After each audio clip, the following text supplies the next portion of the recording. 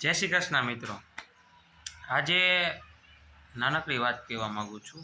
સક્ષમતા જીવનમાં તમારી અંદર કેટલીક સક્ષમતા છે ને એ તમને જ ખ્યાલ આવે છે, બીજો કોઈ વ્યક્તિ તમને ન કહી શકશે। સક્ષમતા પારખવી હોય તો પોતાની જાતને પ્રશ્ન કરવો પડે છે કે હું શું કરી શકું છું અને હું શું કરી શકીશ। બરાબર છે।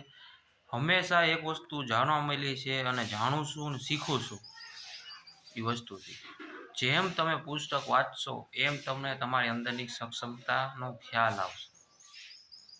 કારણ કે જ્યારે તમે તમારી જાતને પ્રશ્ન પૂછો છો ને કે મારી અંદર ક્યારે સક્ષમતા છે, એ તમે બુક વાંચો એમાંથી તમને વિશ્વાસ આવે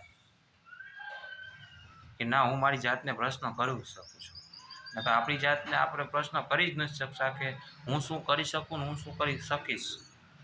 એ સક્ષમતા તમને બુક આપે છે, વિશ્વાસ આપે છે કે તમે તમારી જાતને ધંધોરો આમ જુઓ કેટલા આપણે સક્ષમ છીએ, શું કરી શકીએ છીએ, ફ્યુચરમાં શું કામથી આપણે સંતુષ્ટિ આવી શકે છે, શું કામ કરવું જોઈએ। બરાબર છે। બાકી સમાજમાં તો એ નિયમ જ છે કે કામ કરો પૈસા કમાઓ, પણ યાર તમે એ માણસને તો પૂછો એને શું કામ કરવું છે ને હું નથી કરવું। એટલે સક્ષમતા તમને તમારા ઉપરથી જ ખ્યાલ આવશે, તમને કોઈ તમારો મિત્ર ફ્રેન્ડ સર્કલ કોઈ નહીં કહી શકે। તમને તમારી અંદર શું ફિલિંગ થાય છે ને એ તમને નહીં ખ્યાલ આવે। મારા જીવનમાં કેટલી વાર એવું બોલ્યું છે કે મારી સક્ષમતા મને નથી ખબર, પણ હું એ ક્ષેત્રમાં વયો ગયો છું, નરગરી ગયો છું, પણ જ્યારે મારી આત્મા એમ કહે ને કે ના નહીં થઈ શકે, હું રિટર્ન થઈ ગયો છું, હું પાછો વળી ગયો છું। કારણ કે આપણે આપણી સક્ષમતાનો ખ્યાલ આવે। ભૂલ થઈ શકે છે માણસને, હરેક વ્યક્તિથી ભૂલ થાય છે, પણ એ ભૂલને સ્વીકારી લેવી આપણામાં છે। મેં તો મારા જીવનમાં અનુભવ કર્યો છે, હેન્ડલ ઇટ ન થાય ને તો એ હું છોડી દઉં છું। શું કામ? મારી આત્મા ના પાડે છે।